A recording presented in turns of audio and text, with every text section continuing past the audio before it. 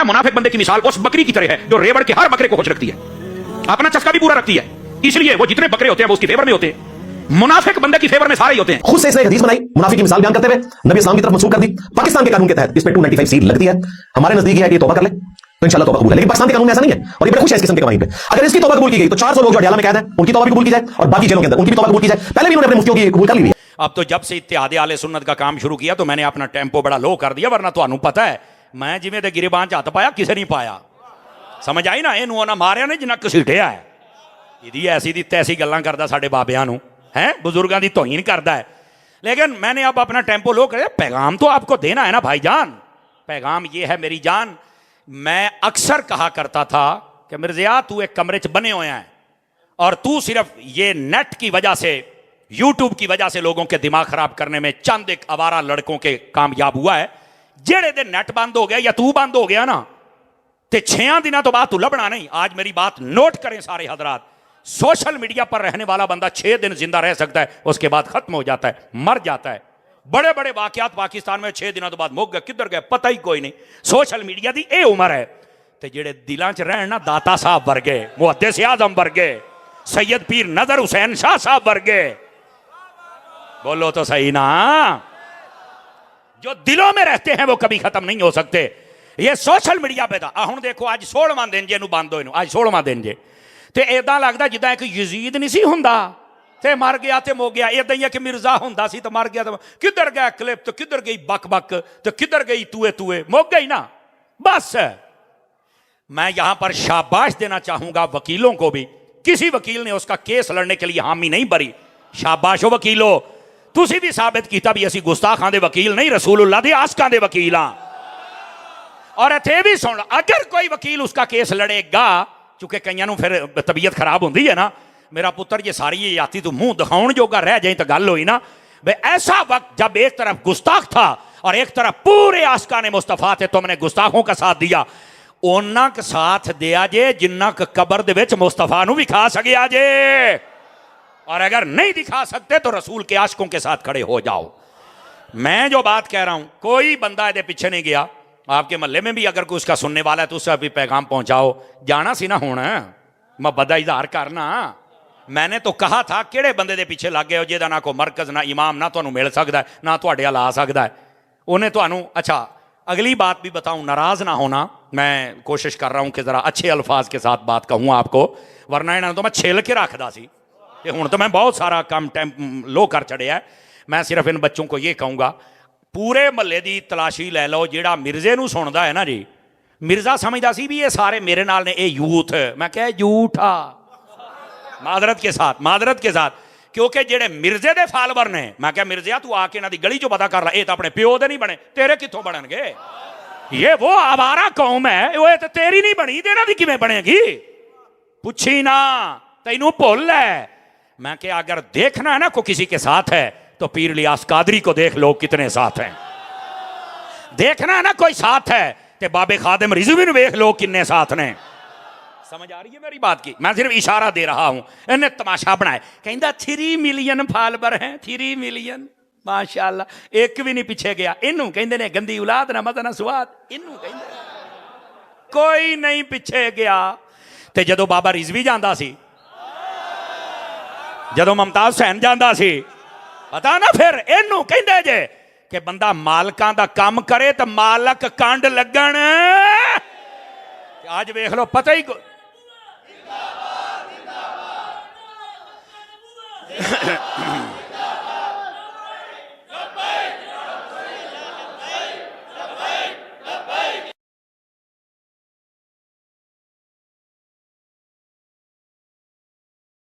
कि जो बच्चे उसको सुनते थे कई तो वापस आ गए। मैं परसों हजरत साहिवाल में था, वहां में गया तो बच्चों का एक गिरोह मुझे मिलने आया। समर साहब तुहानू मिलना, बड़ियां सिफारिशां पवाइयां। मैं क्या क्यों? कहते जी असी पहले उन्होंने सुनते, तुहानू भी असी सुनते होंगे सी, लेकिन सानू अज वाकई पता लग गया गुस्ताख है तो असी तुहानू मिलना चाहते हैं, तो तुहाडे नाल सानू बड़ी मुहब्बत है। मैं क्या वेखिया ना, पहले तो तुसीं कहंदे समर साहब सख्त बोलते हो, हुण समझ आई मैं सख्त क्यों बोलदा सी? कहंदे वाकई सानू समझ आई है बई बंदे दे अंदर गैरत फारूकी भी होनी चाहिए है। समझ आ रही ना? यकीन करो सारा ग्रुप मैनू मिल के गया। मैं सिर्फ ये बात कर रहा हूं, ओ भाइया हजारां बच्चे अल्हम्दुलिल्लाह अभी मेरे पास मैसेज आज सऊदी अरब से आया, पूरा एक ग्रुप था उनका, यकीन फरमाओ उन्होंने सारिया ने मैनू राती मुश्तरका मैसेज किया भी समर साहब तेरियां तकरीरां सुन सुन के असी इस बेहया नूं छड़ गए हाँ ते पक्के सुन्नी बन गए हाँ ते साडे वास्ते दुआ कर छड़। ये रोजाना की बुनियाद पे होता है, लेकिन साडे कई ऐसे अजय भी है ने दो चार मैं वेख्या है। मिर्जा साहब मजहबी स्कालर हैं, मिर्जे नूं मजहबी स्कालर कहना इदां ही आ जिद्दां रक्शे दे पिछे F16 त्यारा लिख दिओ, ते जे वो F16 नहीं बन सकता तो भी मजहबी स्कालर नहीं। जानदी करो किहड़े कमी पै गए हो, जिन्हें लैटरीन दी टूटियां लाउणियां सी ओनू तुसीं अपना मजहबी पेशवा बनाया है। जानदी करो यार, मजहबी पेशवा वेखना है तो फिर मुहद्दिस आज़म वर्गा वेखो ना यार, जिन्हां दा डंका अज भी वजदा पिया है।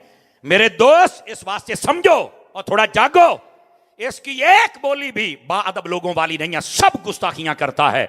लेकिन अब अच्छा हुआ हमारी हुकूमत ने पकड़कर इसको यारा लगाम डाली है। लेकिन हुण मेरी एक अर्ज होर भी हुकूमत के अगे है भी हुण वापस ना आवे, ये किथे जावे? मैं कहा जिथे वड्डा मिर्जा रहिंदा ना ये उथे ही जावे। पता नहीं समझ आई है कि नहीं आई, ये अगर ही जावे। देख लो और इधर देखो, मैं आखिरी पैगाम की बात करके फिर आगे जाना चाहता हूं।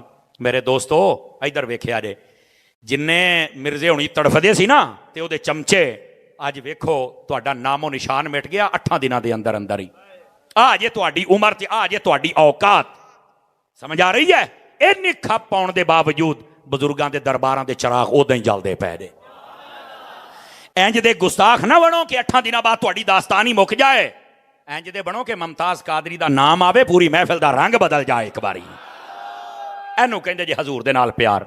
तो ऐसे लोगों को छोड़ दो जो लावारिस और लायानी और फजूल बंदे हैं आशिकाने मुस्तफ़ा के साथ। और आप तो खुश नसीब हैं, आपको तो जो इमाम मुकर्रर हैं और यहाँ खतीब हैं वो भी सैयदजादे हैं, और फिर वो आम नहीं है, वो हुसैन पर फिदा है। समझ आ रही है मेरी बात की? ऐसा बंदा आपको मुयस्सर है तो मेरा ख्याल है आपको तो चाहिए कि उनका साथ आप कंधे से कंधा मिलाएं। और ये मैं सादात, यकीन करो मैं कई पीरों के घरों में गया हूं, मैं खुशामद नहीं कर रहा, तो पता जिन्नियां कसी करने आ, सानू आम बंदा साथ ही नहीं सकता, कमजोर बंदा नहीं साधा सानू, ये सानू गारंटी है। लेकिन मैंने इनके शहजादे जितने मुझे मिले हैं माशाल्लाह सारे पक्के सुन्नी ते पक्के आशिकाने मुस्तफ़ा। बल्कि मुफ्ती अली असगर साहब फरमा रहे थे कि मैं इनके खानदान के बहुत सारे लोगों को जानता हूं, तो कहते हैं जो बुजुर्गों ने लिखा है ना कि सैयदजादे से आप मिलेंगे तो आपको एक सैयद वाली खुशबू आएगी, अखलाक की, प्यार की, मोहब्बत की। तो फरमाया ए सैयदों ने इन्हों मिलो तो बंदे वो खुशबू आ जाती है। अल्लाह इन्होंने सईदा सलामत रखे, ठीक है? तो आप इनसे वाबस्ता हो जाएं इंशाअल्लाह। मैं ये तो नहीं कहना मैं गारंटी दिना, लेकिन मैनू इन्ना पता है, यकीन करो बंदे नू अपनी औलाद बड़ी प्यारी हुंदी है। ते मैनू लगदा है जे तुसी हजूर दी औलाद नाल प्यार कर लिया ते मुस्तफा जाने रहमत ने भी तुहाडे ते निगाह पा छड़नी। इस वास्ते नबी पाक सल्लल्लाहु अलैहि वसल्लम आपकी औलाद के साथ भी मोहब्बत फरमाए। आप तो खुश नसीब हैं कि आपको इमाम ही सैयदजादे मिले हुए हैं। अब आइए जरा अगली बात आपकी खिदमत में। नबी पाक सल्लल्लाहु अलैहि वसल्लम आप जलवागर हुए तो मेरे रब ने फरमाया कि हमने एहसान किया है, हमने एहसान किया ईमान वालों पर। कब? जब अपने रसूल को मबऊस फरमाया है। और मैं चाहता हूं कि जरा दो चार बातें और आपकी खिदमत में, फिर दो चार मोबाइल च वड़ गए हो, निकलो यार, थोड़ा जिहा मेहरबानी फरमाया जी मेरे। असल ना मैं क्लास च बह के पढ़ता भी रहा तो पढ़ाता भी रहा, तो उस्ताद के सेंसर बड़े तेज होंगे जे। थोड़ा सा मुझे टाइम दे दीजिए ताकि फकीर आपको सबक सुनाए। नबी पाक अलैहिस्सलाम का आना अल्लाह फरमाता है ये एहसान है। और यकीन करे उलमा ने यहां कलम उठाया कि रसूल करीम सल्लल्लाहु अलैहि वसल्लम आपके एहसानात हैं इस उम्मत पर। उलमा फरमाते हम गिन नहीं सकते, लेकिन कुछ मैं आपको बताता हूं ताकि हम समझें कि रसूल पाक के हमारे ऊपर क्या एहसान है। पहला सुनिए, नबी पाक जब तक नहीं आए थे, तवज्जो है मेरे अजीजों की, मां बाप को मंडियों में बेचा जाता था।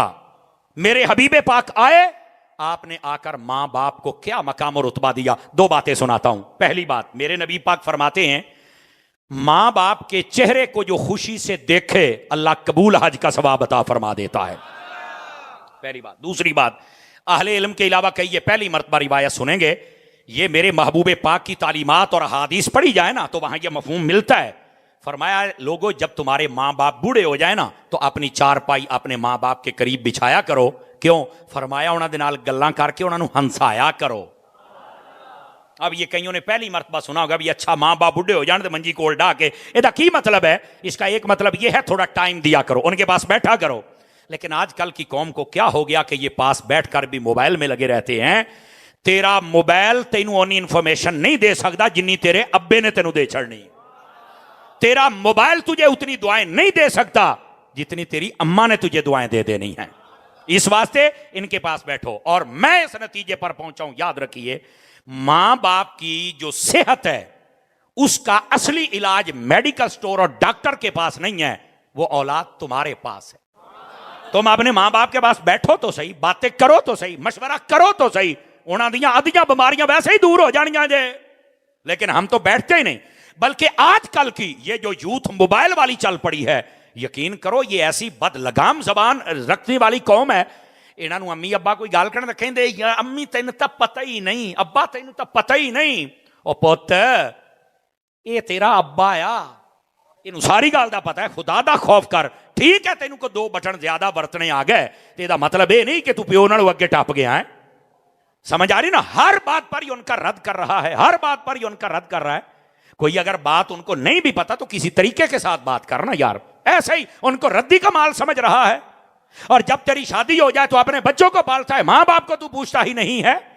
और कई मां बाप हमें मिलते एडे एडे आंसू होंगे जे यकीन करो उन्होंने अखां दे विच भी अज मुंडा कहंदा बच्चे पाला या अब्बा तेनू दवाई लैके दियां। ये वही अब्बा है जिन्हें 8 न्याणे पाल ले, हुण 8 होके एक अब्बा नहीं पाल सकते। खुदा दा खौफ करो। अब ये तो अब का दौर है ना। और मोबाइल वाले हो, जदों तुसी अब्बे बनना है ना ते तुसी दादे बनना, मैनूं तां तुहाडी फिक्र है भी तुहाडे नाल तुहाडी औलादा ने की करना है। समझ आ रही है? मैं आपको सही कह रहा हूं, जमीर के दरवाजे पर दस्तक दे रहा हूं। इस वास्ते अपने मां बाप के साथ रिलेशन मजबूत करो, इनके पास बैठो। यह नबी पाक का एहसान है कि आपने मां बाप को रुतबा अता फरमाया है। लेकिन हमारी तरबियत भी फरमाई है कि तुमने अपने मां बाप के साथ कैसे रिलेशन रखना है। इसी पर अगर कराम करें तो तकरीर का टाइम मुकम्मल हो सकता है, लेकिन मैं दूसरी बात भी अर्ज करना चाहता हूं, और वो ये है, ये जितने वालिदैन बैठे हैं मैं इनसे बात कर रहा हूं, बिलखसूस वालिद साहिबान, आपके लिए भी हुक्म नबी पाक ने फरमाया अक्रिमु औलादकुम व अहसिनु अद्दबहुम। मेरे नबी फरमाते हैं अपनी औलाद की इज्जत किया करो और अपनी औलाद को अच्छे आदाब सिखाया करो। क्योंकि हम पब्लिक डीलिंग वाले लोग हैं, लोग हर किस्म के हमें मिलते हैं, शहरी देहाती, मतलब 4-5 सूबों में हम जाते हैं, बैरून मुल्क जाते हैं। मैं इस तजर्बे पर पहुंचा हूं कि बसा औकात जो अब्बा हजूर होते हैं ना, ये भी अपनी औलाद पर ज्यादा सख्ती करते हैं। थोड़ा जमाने को समझने की कोशिश करें। सख्ती करना आपका हक बनता है कि हर वेले मुंडे टीवियां ते मोबाइलां ते तो खेड़ते रहते, आपका हक बनता है। लेकिन इन्नी सख्ती ना करो कि उन्होंने चौक ची गालां कड्डो ते चौक च तू तो मेरा है ही नहीं, तू तो पता नहीं की है, तो फलाना भाई शनाख्ती कार्ड ते तेरा ही ना लिखा, तेरा ही वजना।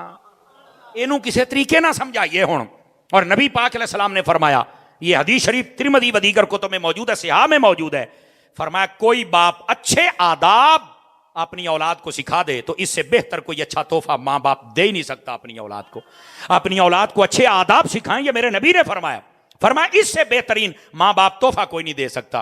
और पूछा गया जब नबी पाक से, हुजूर हम अपनी औलाद को क्या सिखाएं, तो मेरे नबी ने 3 चीजें मेंशन फरमाई। मेरे आका फरमाते अद्दिबू औलादकुम अला सलासा खिसाल हुब्ब नबियकुम व हुब्ब आल नबियकुम व हुब्ब अला तिलावतिल कुरान। फरमाया अपनी औलाद को नबी का प्यार सिखाओ, अपनी औलाद को नबी की आल का प्यार सिखाओ, और अपनी औलाद को कुरान मजीद की तिलावत का प्यार सिखाओ। ये मेरे नबी पाक फरमा रहे हैं।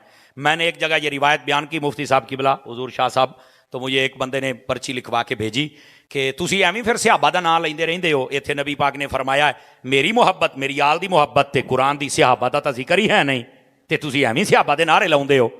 मैंने कहा बेटे वैसे तो जो लफ्ज़ आल है ना, इसका अमूम अगर देखा जाए तो इसमें सारे ही आ जाते हैं। लेकिन मैं तेनू की पता लगे भी अमूम कहिंदे किहनू ने, समझ आई ना? मैं तेनू मैं और जवाब दिना कि केड़ा है। मैं कहा मैनू ये दस भी एक कुरान जमा करके किहने दिता है। तो जो फरमा रहे ना आप हज़रात, जमा किसने किया है? कहता जमा तो सारा सहाबा ने किया है। तो मैं कहा जे तू उन्होंने मन्नेगा तो कुरान नू मन्नेगा ना। आगे गल तो ठीक आ।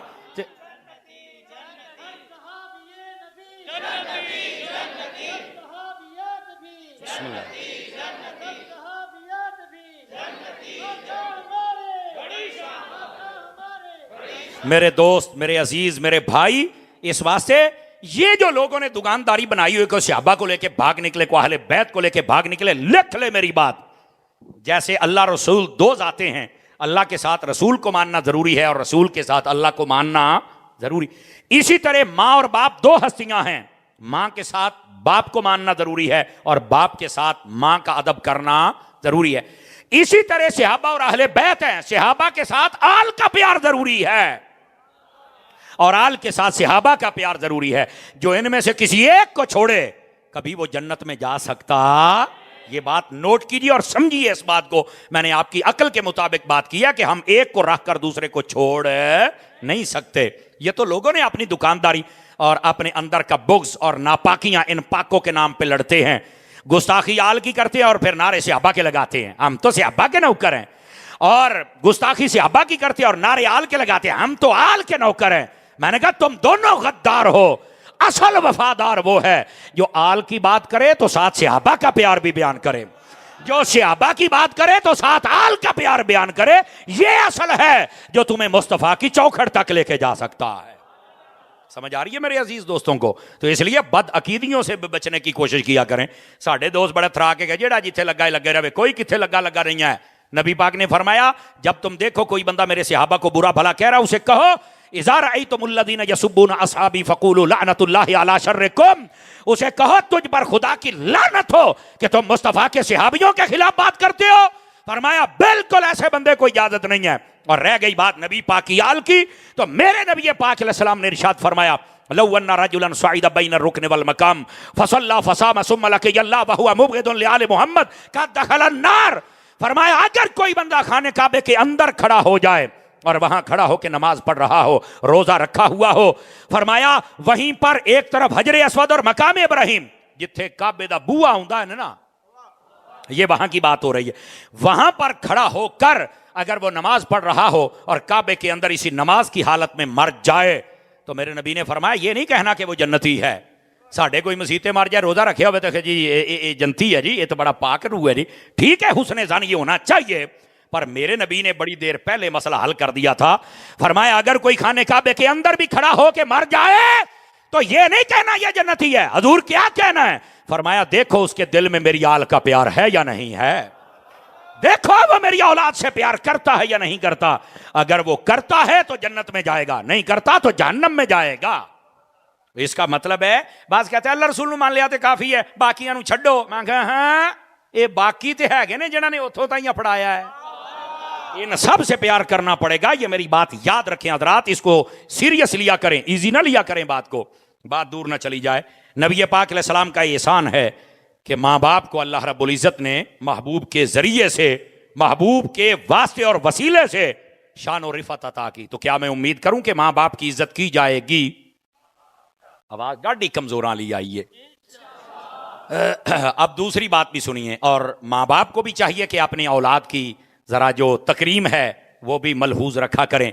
गली में, चौक में, चौराहों में, दोस्तों के सामने उसे जलील न किया करें।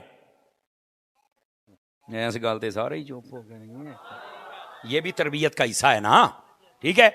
अब तीसरी बात समाप्त कीजिए, नबी पाक अलैहिस्सलाम का एहसान क्या है? याद रखो मेरे आका करीम अलैहिस्सलाम जब तक नहीं आए थे ना, तो बेटी को जिंदा दफन किया जाता था।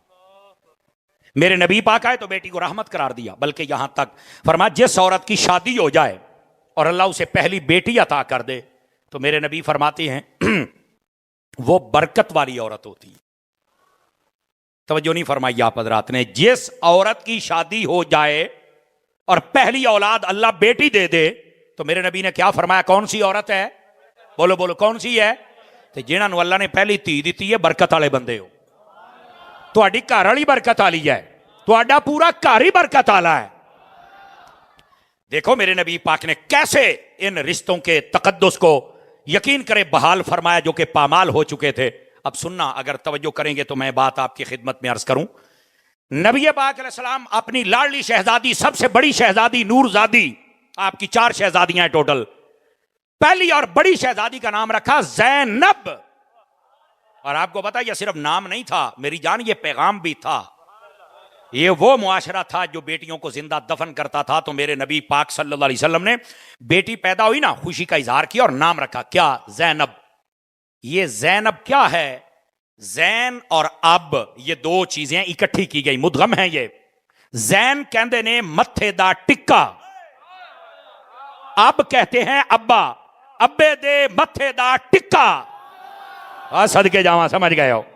समझ आई? जो बेटी होती है वो जिंदा दफन करने वाली चीज नहीं, वो अपने बाप के माथे का झूमर है, ये मेरे मुस्तफा फरमा रहे हैं।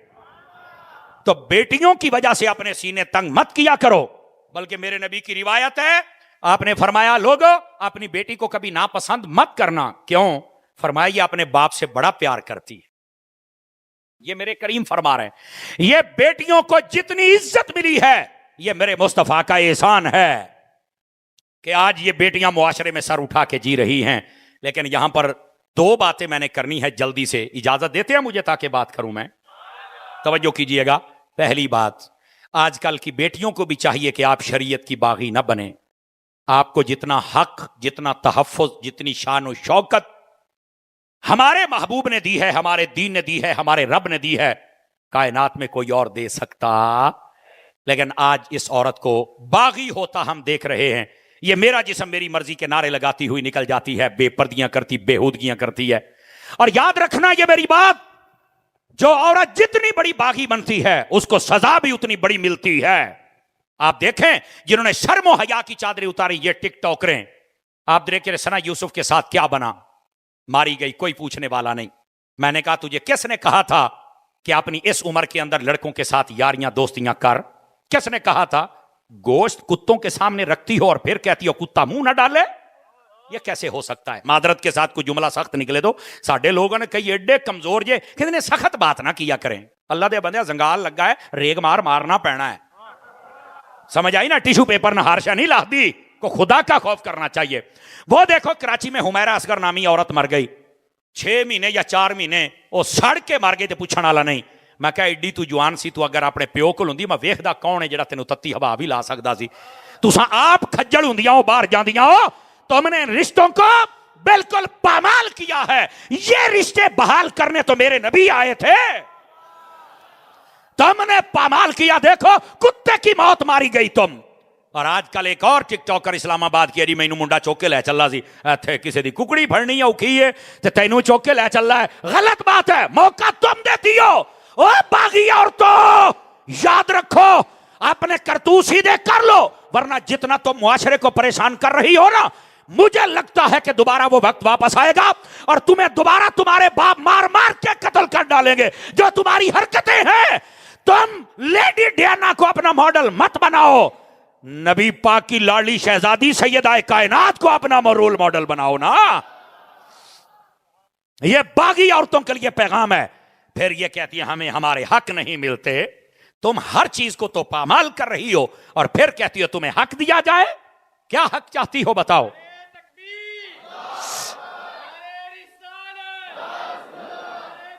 अल्लाह अकबर।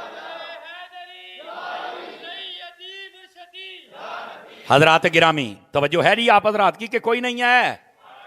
अजीदा ने गिरामी, इस वास्ते हम सबको सोचना होगा और यह पैगाम हमें आम करना होगा और इन औरतों को समझाना होगा जिन औरतों ने अपनी जिंदगियां शरीयत इस्लामिया के मुताबिक गुजारी।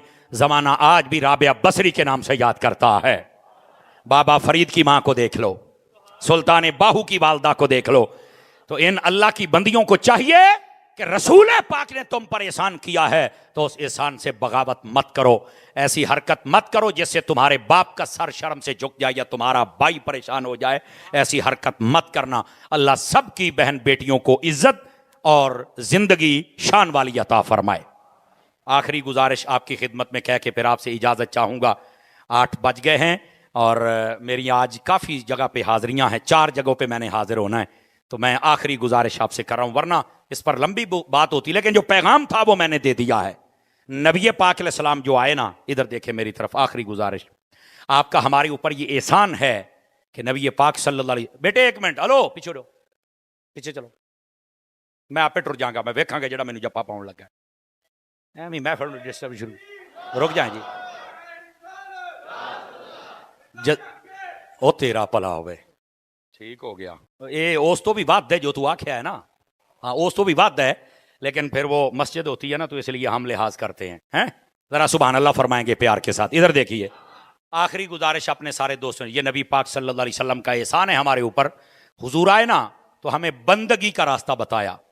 लोग बुतों को सजदा करते थे, दरख्तों को कर रहे थे, जानवरों को कर रहे थे, सूरज को, चांद को। मेरे नबी आए, आपने आके कहा सब उठा दो, ये खुदा नहीं है। कौन है? फरमाया वो वहदहू ला शरीक है, उसी को सजदा करो, उसी की इबादत करो।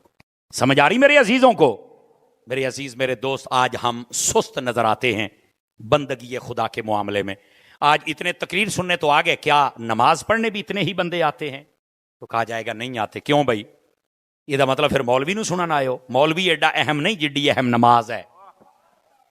अब की गल कर गए मेरे भाई। नमाज पढ़ें, कुरान की तिलावत करें, नबी पाक अलैहिस्सलाम की जात पे दुरूद पाक पढ़ें और अपने आप को बाअदब लोगों में लेके आएं। और याद रखें, नबी पाक सल्लल्लाहु अलैहि वसल्लम, आपकी तालीमात और आपकी सुन्नत और आपकी सीरत, यही नबी पाक सल्लल्लाहु अलैहि वसल्लम का एहसान है हमारे ऊपर। अगर हम इस पर अमल करेंगे, हमारी दुनिया भी बेहतर और हमारी आखिरत भी बेहतर हो जाएगी।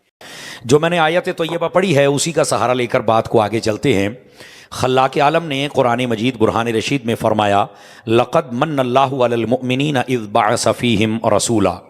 फरमाया तहकीक बेशक अल्लाह ने एहसान फरमाया ईमान वालों पर जब उनमें अपने रसूल को मबऊस फरमाया। रसूल करीम सल्लल्लाहु अलैहि वसल्लम, आपकी बेसत, आपकी जलवागरी, आपकी आमद, ये अल्लाह का एहसान है। और अल्लाह ने बाकायदा इसको एहसान फरमा के हमें एहसान याद करवाया है। लेकिन यहाँ एक इब्तिदाई मसला सुन लीजिए। अल्लाह रब्बुल इज़्ज़त ने तीसरे पारे में खुद इरशाद फरमाया, या अय्युहल्लज़ीना आमनू ला तुबतिलू सदक़ातिकुम बिलमन्नि वल अज़ा। फरमाया ए ईमान वालो, जब तुम किसी को कोई सदका दे दो, उसी की मदद कर दो, हेल्प कर दो, एहसान कर दो किसी के ऊपर, तो फरमाया कि फिर उसको जतला कर अपने उस दिए हुए का सवाब ख़त्म ना किया करें, उसको बातिल ना किया करें। अब ये इंसानों के लिए हुक्म जारी किया गया कि तुमने अगर किसी को कुछ दे दिया है तो उनकी जो तुमने हेल्प की है, बार बार एहसान याद करवा के, तो उसका जो सवाब है उसको आप ख़त्म ना करें। अब ये क्या वजह है कि अल्लाह रब्बुल इज़्ज़त ने ये फरमाया कि जब तुम किसी की मदद करते हो तो फिर एहसान ना जतलाया करो? वजह ये है, इंसान जब इंसान से कुछ लेता है तो दूसरा इंसान अगर उसको याद करवाए तो वो इंसान शर्मिंदगी महसूस करता है। तो इंसान की इज्जत नफ्स को बहाल रखने के लिए मेरे रब ने फरमाया कि अगर तुम किसी की मदद कर दो तो फिर बार बार चौकों चौराहों में रिश्तेदारों के सामने याद ना करवाया करो कि फलां वेले ते मैं आ शायद दी सी ते तेरी आ मदद की सी, भाई जो कर छड़ी है तो कड़ा पल्लियों की थी है, ये रब ने दिया हुआ था, उसी से किया ना। तो तुम्हें चाहिए कि बस दे दिया है तो अब इसको कहते हैं नेकी कर दरिया में डाल, ये इसका मतलब होता है। अर्ज करने का मकसद ये है कि अल्लाह रब्बुल इज़्ज़त ने तमाम इंसानों को मना कर दिया कि तुमने अगर किसी को कुछ दिया है तो उसका बार बार एहसान जतला कर तुमने सवाब ज़ाया नहीं करना। लेकिन जब अपना हबीब हमें अता किया तो अल्लाह रब्बुल इज़्ज़त ने एहसान जतला दिया। ये समझने वाली बात है। अब ये अल्लाह ने एहसान क्यों जतलाया, ये अगर आप तवज्जो करेंगे तो इंशाअल्लाह आपको बात समझ आएगी।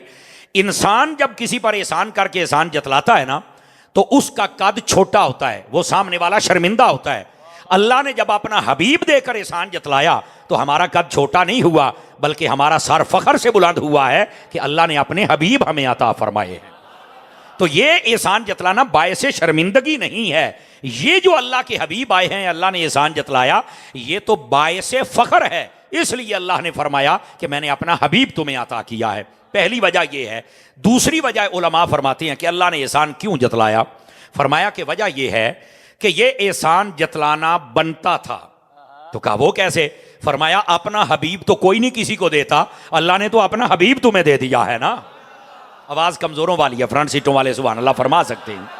भाई अपना महबूब कोई नहीं किसी को देता, किसी चीज से आपको मोहब्बत हो जाए तो आप वही नहीं देते, लेकिन फरमाया कि अल्लाह ने तो अपना हबीब तुम्हें अता किया है, तो फिर एहसान जतलाना तो बनता था ना। समझ आई? अच्छा, इस एहसान जतलाने में एक और राज भी है, तीसरा जो उलमा ने लिखा। वजह क्या है? फरमाया अल्लाह ने एहसान इसलिए भी जतलाया कि लोगों अगर मैंने हबीब अपना दे ही दिया है ना, तो अब कदर करना, अब गाफिल ना होना, इसलिए ये एहसान जतलाया कि इनको याद रहे कि अल्लाह ने इतनी नेमतें की। अल्लाह रब्बुल इज़्ज़त कुरान में फरमाता है व इन तउद्दू निअमतल्लाहि ला तुहसूहा, मैंने इतनी नेमतें दी हैं कि कोई शुमार नहीं कर सकता, लेकिन किसी नेमत का एहसान नहीं जतलाया। अगर जतलाया है तो मुस्तफ़ा जाने रहमत का जतलाया है। आखिर इसकी वजह क्या है कि अगर मैंने हबीब दे दिया है ना, तो फिर कम अज कम कदर करना मेरे हबीब की। समझ आ रही है? ये तीसरी वजह थी। आप जरा चौथी वजह भी समाप्त करेंगे तो आपको लुत्फ आएगा, और वो वजह ये है, नबी पाक सल्लल्लाहु अलैहि वसल्लम के दीवानों, अल्लाह ने जितनी भी नेमतें हमें अता की हैं, एक वक्त ऐसा आ सकता है कि वो नेमतें हमारे मुखालिफ हो सकती हैं। दो बातें मैं आपसे कर लेता हूं। एक नेमतें हैं जैसे हमें रिश्तों में परोया गया है, माँ बाप के साथ, बहन भाइयों के साथ, अजीज़ा अकरबा के साथ, दोस्त अहबाब के साथ, ये बहुत बड़ी नेमत है अल्लाह की। लेकिन इसके बारे में भी कुरान मजीद में मौजूद है, क़यामत वाले दिन ये तुम्हारे काम नहीं आएंगे। यौम यफ़िर्रुल मर्उ मिन अख़ीहि व उम्मिही व अबी व साहिबतिही व बनी लिकुल्लि इम्रिइन मिनहुम यौमइज़िन शअनुन युग़नी। फरमाया क़यामत वाले दिन आप देखेंगे इस इंसान को, ये जैसे पतिंगा होता है ना, उड़ रहा होता है गर्मियों में लालटेन के सामने, तो कहा कि ये हैसियत होगी इस इंसान की, भागता हुआ नजर आएगा, कोई दूसरे के काम नहीं आएगा। ये इनकी हालत होगी क़यामत वाले दिन। किसकी? इंसानों की। यहां तक कि बाप औलाद से, औलाद अपने बाप से, बीवी अपने शौहर से, शौहर अपनी बीवी से, सारे भाग रहे होंगे। और वजह क्या होगी? वजह यह होगी कि मैं इसको नेकियां ना देनी पड़ जाएं। तवज्जो है हजरात आपकी? ये अंदाज होगा। ये आए देखो, हम अपने इन रिश्तों के लिए जान दे भी देते हैं और ले भी लेते हैं, लेकिन एक वक्त आने वाला है, अल्लाह ना करे हम पर वो वक्त आए, ये अल्लाह माफ करे तो बिल्कुल माफी भी हो सकती है, लेकिन ऐसा होगा कई लोगों के साथ कि ये रिश्ते काम नहीं आएंगे। वहां भी जो ढूंढ ढूंढ के तुम्हारी शफात करेंगे वो मोहम्मद मुस्तफ़ा सल्लल्लाहु अलैहि वसल्लम होंगे। इसी तरह क़यामत वाले दिन हमारे मुंह पर, अब ये यहां भी हम अल्लाह से माफी मांगते हैं। अल्लाह ने सूरह यासीन में फरमाया, कई लोग ऐसे होंगे जिनके मुंह पर मोहर लग जाएगी। अल यौमा नख्तिमु अला अफ़वाहिहिम व तुकल्लिमुना अयदीहिम व तशहद अर्जुलुहुम बिमा कानू यक्सिबून। मुंह पर मोहर लग जाएगी, हाथ बोलेंगे कि गुनाह कैसे किए, पांव बोलेंगे तो कहां तक गया, आंखें बोलेंगी, लेकिन वहां पर मुंह पर मोहर लग जाएगी। ये हमारे हाथ पांव सारा जिस्म ये नेमत है, लेकिन ये हमारे मुखालिफ हो सकते हैं। लेकिन एक मुस्तफ़ा अल्लाह की ऐसी नेमत है, वो कभी हमारे मुखालिफ नहीं हुए। मेरे नबी जब दुनिया में आए तो आते ही उम्मत को याद किया, और जब मेरे नबी पाक अलैहिस्सलाम दुनिया में जलवा कर रहे, सारी जिंदगी उम्मत की खैर मांगते रहे। उलमा कहते हैं बंदा मर के कब्र में बाद में जाता है, वहां भी दीदार करवाने मेरे मुस्तफ़ा पहले तशरीफ ले आते हैं। और सिर्फ यहां तक बात नहीं है, क़यामत वाले दिन भी नबी पाक सल्लल्लाहु अलैहि वसल्लम, आपसे जब पूछा गया हुजूर क़यामत वाले दिन इतनी उम्मतें होंगी, ये बुखारी शरीफ में पूरा चैप्टर कायम है बाब गुर्रिल मुहज्जलीन के नाम पर, उसके अंदर भी ये मफहूम मौजूद है। जब पूछा गया कि क़यामत वाले दिन आप अपनी उम्मत को कैसे पहचानेंगे, तो फरमाया तुम्हारे चमकते हुए आज़ा से पहचानूंगा। तुम्हारी चमक, इसका अगर पंजाबी तर्जमा करते हैं बनता भी तुहानू मैं तुहाडे नूर तो पछाण लेना है। हाँ, क़यामत वाले दिन हम पहचानेंगे। कहा वो कैसे? फरमाया जब तुम दुनिया में वुजू करते हो, जहां जहां पर वुजू का पानी लग जाता है, ये क़यामत वाले दिन जगह चमकती होगी, और मैदान माशर में जितनी मर्जी मखलूक होगी, जो जो चमकता होगा मैं समझ जाऊंगा ये भी मेरा है, ये भी मेरा है, और ये भी मेरा है। समझ आ रही ना? ये क़यामत वाले दिन हमारी निशानी है। किस वजह से? बावुजू रहने से। तो इस वास्ते बावुजू रहें, और अगर वुजू कर लें तो फिर नमाज भी पढ़ लिया करें, कुछ भी नहीं जाता, मिनट लगेगा, सारे काम हो जाएंगे जनाब। तो अर्ज ये कर रहा हूं, ये चार वजूहात थी, अल्लाह ने एहसान जतलाया। फरमाया कि हमने अपना हबीब जो तुम्हें अता किया, ईमान वालो, ये तुम पर एहसान किया है। अब ये एहसान इसी वास्ते किया है कि हम इस एहसान को याद रखें। ये जो हर साल नबी पाक अलैहिस्सलाम की विलादत और आमद और जलवागरी और तशरीफ आवरी के हवाले से महफिल सजती है, ये उसी अल्लाह की नेमत को याद किया जाता है जिस नेमत का नाम ज़ाते मुस्तफ़ा सल्लल्लाहु अलैहि वसल्लम है। गिरामी कदर हजरात, यहां पर एक और मसला भी सुन लीजिए, तवज्जो है हजरात आपकी? हमारे इस्लाम के अंदर विलादत को सेलिब्रेट करना और विलादत के मामलात को लोगों तक पहुंचाना और खुशी मनाना, इसकी इजाजत है। लेकिन जब कोई फौत हो जाए ना, तो उसकी सोग की दो सूरतें हैं। अगर तो आम मुसलमान फौत हुआ है तो 3 दिन तक सो गए, उसके बाद खत्म, फिर ये रोना धोना नहीं चल सकता। और अगर वो औरत है जिसका शौहर फौत हो गया, तो वो 4 महीने 10 दिन तक सोग करेगी बस। मरने पर यह हमारी इस्लाम रहनुमाई करता है। और जब कोई पैदा हो जाए तो फरमाया इसके पैदा होने की खुशी करो। कैसे? हम अकीका करते हैं ना, पंजाबी च हकीका कहने हैं, ते हकीका की हुंदा है? यह विलादत की खुशी का खाना होता है। समझ आ रही है? तो इस्लाम में विलादत की खुशी को सेलिब्रेट करने का कॉन्सेप्ट है। अच्छा, फिर इसमें अगली बात भी है। इसका यह मतलब यह कब तक है? तिरमिज़ी शरीफ में हदीस है, फरमाया कोई भी मुसलमान बच्चा बच्ची पैदा हो जाए तो उसका अकीका 7वें दिन करो, नहीं कर सकते तो 14वें दिन करो, नहीं कर सकते तो 21वें दिन करो। ये 3 डेटे मेंशन है। उसके बाद जिंदगी में जब चाहो अकीका कर सकते हो। समझ आ रही ना? ये एक बात। दूसरी बात, बार बार भी हो सकता है। मेरे नबी पाक का अकीका खुद 2 मरतबा हुआ है। अब आज 2-3 बंदे मोबाइलों में लगे, निकल के मेरी बात सुनेंगे तो ज्यादा फायदा होगा। तवज्जो है? मोबाइल जेबों में डालिए शाह जी, ये बंज पाओ, उधर मेरे हल देखो, आज जरा मुझे मजा आएगा ना कि आप मेरी बात सुन रहे हैं। तवज्जो मेरी तरफ रखिएगा जरा। नबी पाक का अकीका 2 मरतबा हुआ। एक मरतबा जब आप पैदा हुए ना, तो हजरत सैयदना अब्दुल मुत्तलिब जो नबी पाक के दादा जान से, उन्होंने 1 मरतबा अकीका कर दिया। और दूसरी मरतबा ऐलान नबूवत के बाद अल-हाविल अल-फतावा के अंदर इमाम सयूती ने लिखा है इस बात को, और वहां पर यह दलील दी कि अकीका क्यों दोहराया। अब यह सवाल उठाया कि नबी पाक ने अकीका क्यों दोहराया। फरमाया, ये इमाम सयूती जवाब लिख रहे हैं, इसलिए दोहराया कि अकीका कहते हैं विलादत की खुशी का खाना। नबी पाक ने जमाना नबूवत में 2 मेंढे मंगवा के, ज़िबा करवा के, खाना पकवा के, खिला के साबित कर दिया कि मेरी विलादत का खाना जब जी चाहो लंगर पका के खिला सकते हो और खा सकते हो। ये इमाम सयूती ने लिखा है इस बात को, ये दलील दी है। लेकिन यार लोग यहां डंडी मारते हैं ना। उनसे जब पूछा जाए कि नबी पाक का अकीका दोहराया गया, कहा बिल्कुल। क्यों? तो वो कहते हैं जी पहला जमाना इस्लाम में नहीं था, तो दोहराया इसलिए ताकि दूसरा जो हो जाए वो जमाना इस्लाम में हो जाए। तो इसका जवाब फिर हम ये देते हैं कि अगर पहला अकीका जमाना इस्लाम में नहीं था तो बाद में उसको दोहराया गया, तो नबी पाक का जो पहला निकाह था हजरत अम्मा खदीजा से, वो भी तो जमाना इस्लाम से पहले का ही था ना। 15 साल नबी पाक के लाने नबूवत से पहले हुआ था। 25 साल उम्र सी नबी पाक दी। तो क्या नबी पाक ने अकीके के साथ निकाह भी दोहराया था? तो कहता है तो नहीं मैनू पता। तो मैं क्या पता हुंदा ते सुन्नी ना हुंदा। ए जे विचलियां गल्लां जड़ियां लभ्या करो ताकि पता चले ना अगले बंदे को काबू करने का तरीका क्या है। अकीका दोहराया तो फौरन मौलवी साहब ने फतवा लगा दिया कि ये इसलिए दोहराया कि पहला जमाना इस्लाम में नहीं था। तो मैंने कहा अकीके से ज्यादा जरूरी तो निकाह है, तो क्या मेरे नबी ने निकाह भी दोहराया? कहता है ना, मैं कहा लब, लेकिन मैं बताता हूं नबी पाक ने निकाह नहीं दोहराया। क्यों? कि नबी पाक अलैहिस्सलाम का पहले अकीका भी सही था, निकाह भी सही था। दोहराने की क्या जरूरत थी? अकीका दोहराने में वजह हुई है जो इमाम सयूती ने लिखी है कि नबी पाक ने जमाने इस्लाम में दोबारा से लंगर पका के बता दिया कि क़यामत तक आने वाले को फतवे ना लगाते रहे मेरी उम्मत पर कि तुम नबी के नाम का और विलादत के नाम का लंगर क्यों पकाते हो। मैं मुस्तफा अपनी सुन्नत बना के जाता हूं। ये असल वजह है। अब समझ आइए आपको। तो हमारे इस्लाम के अंदर ये जो 2-4 जमातें पड़ जाए ना,